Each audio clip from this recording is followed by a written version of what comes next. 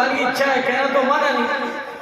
वो अपने ध्यानस्थ बैठे गए और उधर उन्होंने जाके परीक्षा ली तो राम ने तुरंत ही सती का देह वेश देख करके प्रणाम किया, बोला मैं दशरथ नंदन, दशरथ का पुत्र राम हूं और ये मेरा छोटा भाई लक्ष्मण है, मैं आपको प्रणाम करता हूं।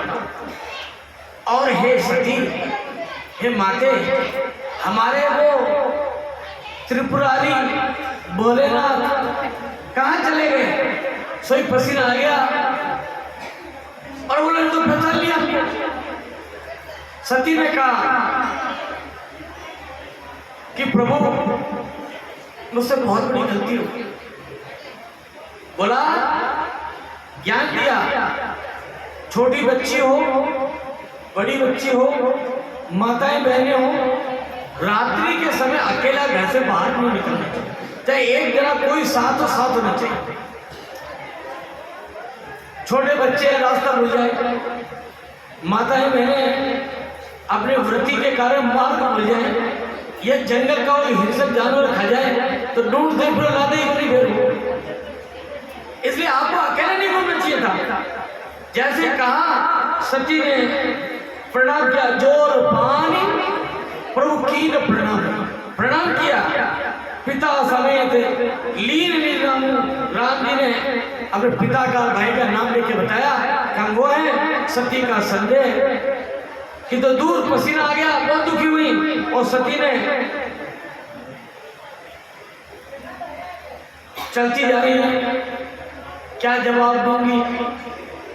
जब उन्होंने देखा कुछ भी कह दूंगी, वो तो बोले हैं तो तेजी से चल रही है। फिर कहा नहीं, मोटियार तो मोटियार नहीं हुए, आदमी तो आदमी हुए, पतो पड़ो जना कहीं उसी तो धीरे चल रही है। जब ये पता लग जाए कि उत्तर मिल गया तो तेजी से, और जब ये पता लगा कि कोई उत्तर नहीं है तो धीरे से। उन्होंने चलने देखा भोलेनाथ उस वृक्ष के नीचे, मठ के नीचे बैठे हुए, सती को देख के खड़े हुए, एक हाथ रख के और इस तरह से खड़े हुए। बोला जाए, बोला कैसे थे, क्या परीक्षा लिया? अजी महाराज क्या परीक्षा ली? पहले तो आप सुनो, नीलांबुधे श्याम मलको मलांगम सीता समारो विद्वान भागम पाणौ महासा यकचारु चापम नमामि रामं रघुवंशनाथम। महाराज आप तो कहते हैं, मन में विचार किया कि सीता जी खो गई, मैं तो राम को भी देखा, सीता जी को वाम भाग में देखा, लक्ष्मण जी को भी देखा और महाराज अन्य देवताओं को भी देखा जो स्तुति कर रहे थे और हनुमान जी वहां चरणों में बैठे हुए थे। बस कच में परीक्षा लिया, मैंने कोई परीक्षा नहीं। क्या किया? जैसे आपने वहां प्रणाम किया, मैंने पास में जाके प्रणाम किया। देखो, आदमी सच बोलता है तो न हंसता है न मुस्कुराता है। आदमी मजाक करेगा, आदमी झूठ बोलेगा तो वो झूठ को इस ढंग से आपके सामने रखेगा वो सभी सब मान ले, और हंसता क्यों हल्का सा कि आगे झूठ सिद्ध हो जाए, मजाक करेगा। सती के हाव भाव को देख करके समझ भोलेनाथ ने मन में ध्यान किया और देखा कि सती भी अच्छा नहीं, सब कुछ दिख गया उनको। लोग कहते हैं कि ये क्या पता लगा, तो देखो 7 प्रकार के लोग होते हैं। बहुत अच्छी बात बता रहा हूँ, जिनको भगवान की लंबी भक्ति करनी है और थोड़े समय में भगवान प्राप्त करनी है तो ये थोड़ी सी बातें समझ में आ जाएगी तो मन भटकेगा नहीं, कहीं अटकेगा नहीं। 7 प्रकार के वायु होती है और प्रत्येक वायु का अलग अलग रंग है। इस प्रकृति में वो रंग ढूंढते हैं, जब वो 7 रंग मिलकर के जोर से देखते हैं तो सूर्य जैसा रंग हो जाता है। ये सूर्य के अंदर कुछ भी नहीं है, ये वायु और अग्नि तत्व जब घूमते हैं 7 रंगों के साथ तो ये एक रूप बन जाते हैं। और वो आज के समय में यदि जागृत देवता, सजीव देवता, तत्काल दिखने वाले देवता, रोज प्रकट होने वाले देवता हैं तो सूर्य भगवान है। और सूर्य भगवान की जो व्यक्ति सुबह उठ करके सूर्य को अर्घ देता है नहा धो करके, उसके शरीर का सिस्टम सही रहता है। बात आती है कि ये जो 7 रंग है इनका क्रम है, बे नी आ है पीना ला, बैंगनी नीला हरा गुलाबी लाल, ये 7 रंग जब एक जगह इकट्ठे हो जाते हैं और उसमें ध्वनि उत्पन्न हो जाती है तो टीवी पे आपको पिक्चर दिखाई है। जो आपको पिक्चर दिखती है टीवी में, टीवी के अंदर कुछ रंग भरेगा और जो वो खाना खाते हैं मिर्च मसाले भरेंगे नहीं, वो दृश्य जो होता है सकल पदार्थ है जग माही और कर्महीन नर भाव संसार में सब चीजें जो परिश्रमी है, जो बुद्धि लगाते हैं वो प्राप्त कर लेते हैं, और जो बुद्धि नहीं लगाना चाहते, बड़ा खाना चाहते हैं, परिश्रम करना नहीं चाहते, वो कहते हमारी किस्मत में।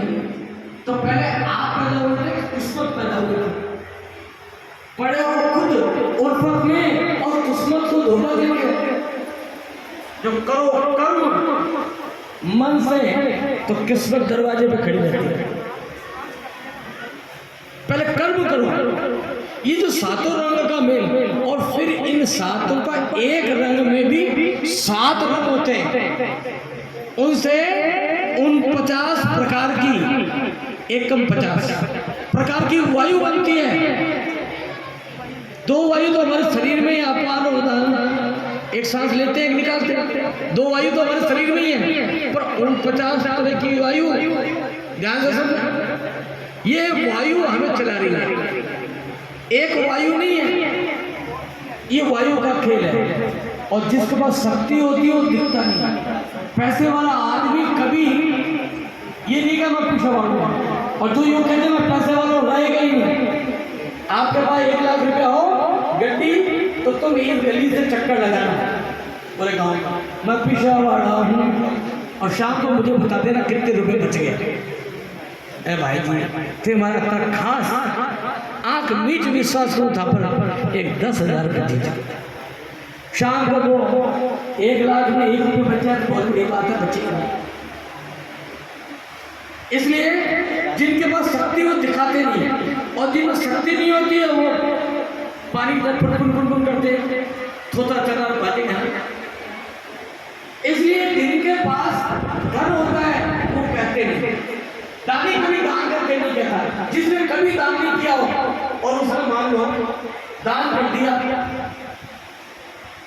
एक कथा हो रही थी, तो 1 रुपये का एक सेठ जी, पहले दिन कथा सुनी, भींच कर रखा हाथ, बोले इस सब दान कर रहे हैं, मेरे 1 रुपये दान करने से क्या होगा। दूसरे दिन आया, भाई ने कहा भाई जी क्या है, रुपया है, चढ़ा दो, 8 दिन चढ़ा। तीसरे दिन कुछ और, 5 दिन को, 7 दिन आएगा, सब चढ़ा रहे थे, वो आगे पास में खड़ा हो गया, रुपये को भींचे, बार बार दान की जो थाली थी उस पैसे ले जावे वापस ले जावे वापस, फिर खोल के देखा तो हाथ में पसीना आ गया, तो 1 रुपये का कलदार गीला हो गया। ओहो, तुम मुझे छोड़ना नहीं चाहते, दुखी हो गए, आंसू आ रहे, चुपका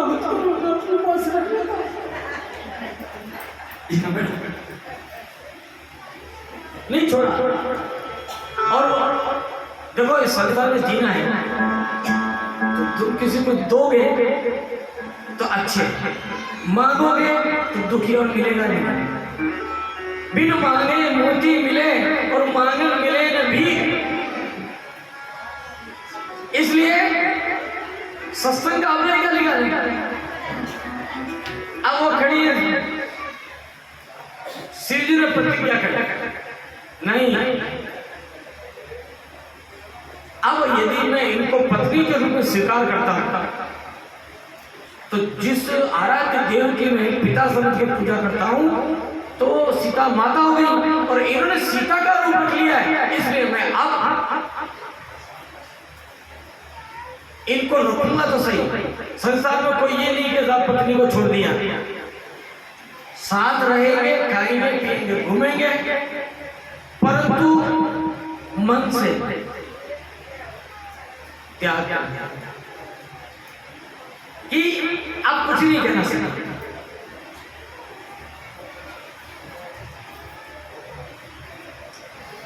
ठीक, चलने लगे, बैठ गए, नंदी में सवार होकर आकाश में कि भगवान आप जैसा कोई नहीं हो सकता, वास्तव में महादेव है, आप जैसी प्रतिज्ञा संसार में कोई कर नहीं सकता। इसलिए जैसे आकाशवाणी हुई, सती ने पूछा, प्रभु आपने कोई बात मुझसे आज तक छुपाई नहीं, ये आकाशवाणी क्या कह रहे थे मुझे भी समझाओ।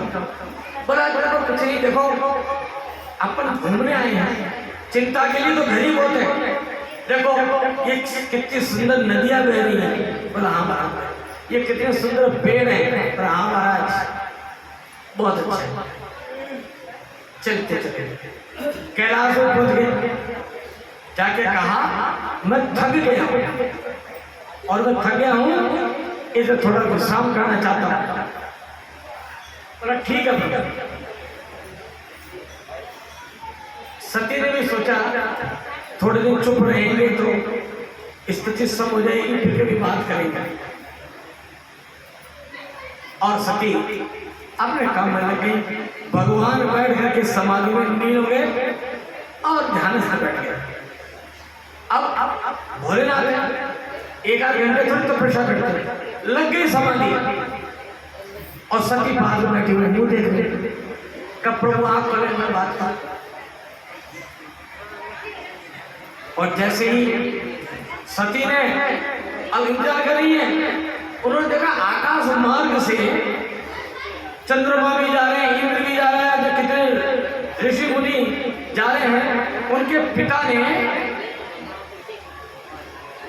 यज्ञ किया, परंतु दो कारणों से शिव जी को निमंत्रण नहीं दिया। आगे कथा सुना कि पहला कारण तो यह था कि मैंने दिया चंद्रमा को श्राप, जवाई जवाई सगड़ा एक होगा, और शिव जी ने उसको ठीक कर दिया, मेरी क्या बात रही। जवाई तो तुम भी मेरे थे और मैंने उनको श्राप दिया तो ठीक क्यों किया, इसलिए नाराज। दूसरा यह था कि एक बार शिव जी ब्रह्मा जी वगैरह ने मिलकर के दक्ष प्रजापति को प्रजापति पद दिया, सवा का पति बनाया, वो बैठे बैठे। तो शिव जी पहले पहुंच गए। अब शिव जी ने सोचा कब आएंगे, तब तक वो धनुष करके भगवान का नाम ले लेते। और भाव देखो, ये नियम है, कोई भजन करता हो ना, न तो उसको प्रणाम करो न उसको डिस्टर्ब करो, दूर से प्रणाम करो, चलते रहो, उसको जगाओ मत करना। आए वो कितने बड़ा आदमी हो, किसी के भजन करने वाले व्यक्ति का बेटा बड़ा बड़ी मुश्किल से तो भगवान की लाइन में लगाए और उसका ध्यान तोड़ दे तो पाप के भागी बनते हैं, जगह नहीं चाहिए। तो इसलिए शिव जी को किसी ने कुछ नहीं किया, उन्होंने राम राम शुरू कर दिया।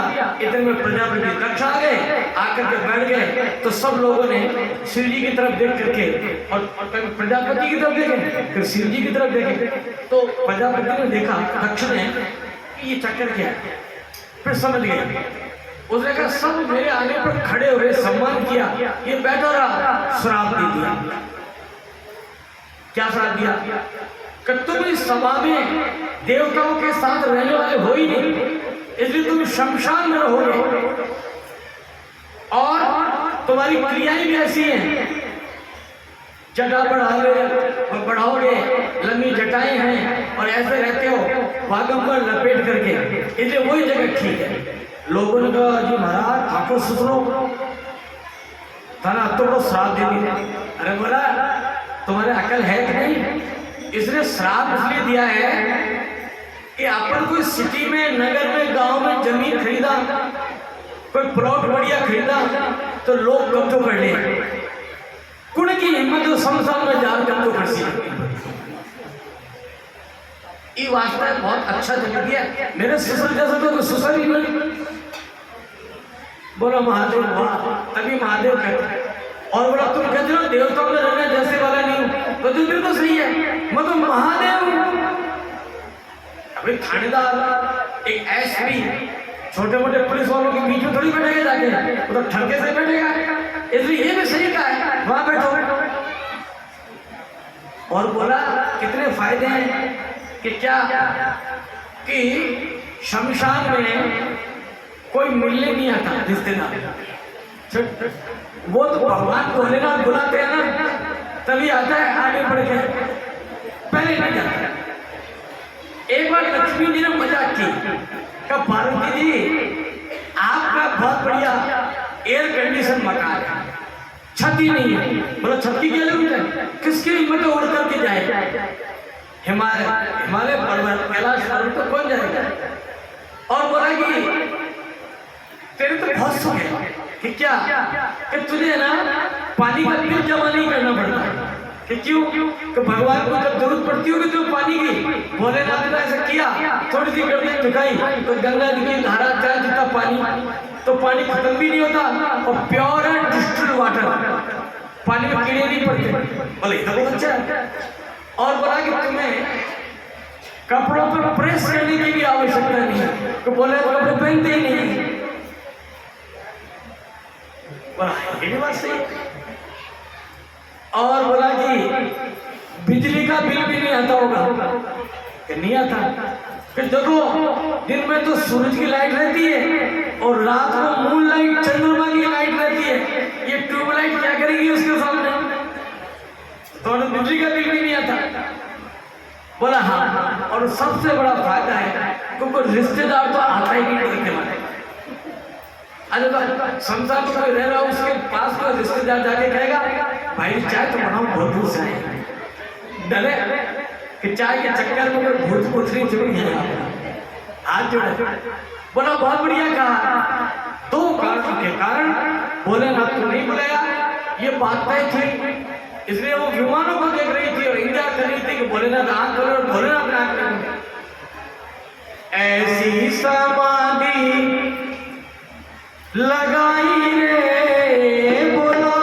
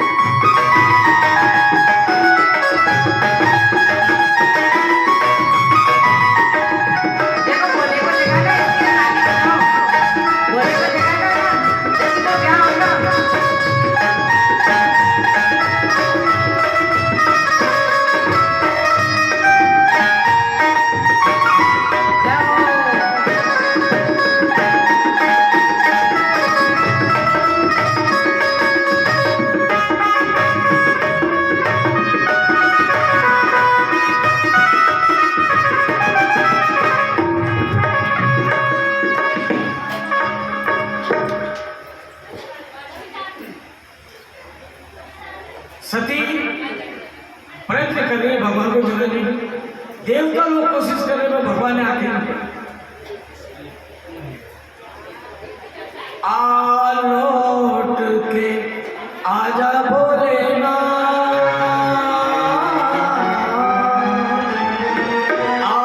लौट के आजा भोलेनाथ, माँ बोला बुलाती है, लौट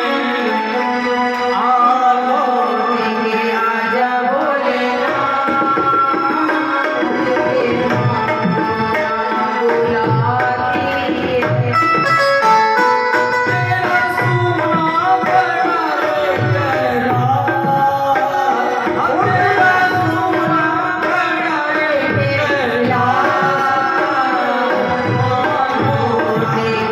आजा भोलेनाथ,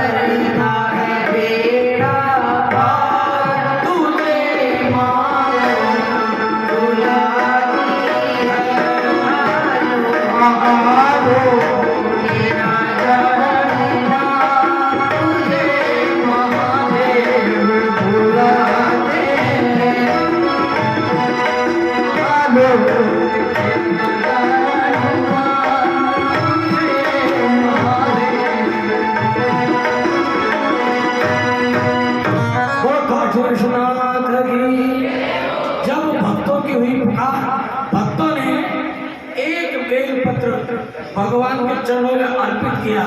भगवान ने समाधि खोली और समाधि खोली तो भगवान ने कहा एकांत, सब देवता लोग वहां से चले गए, केवल सती गई है और उनके पास बैठी है।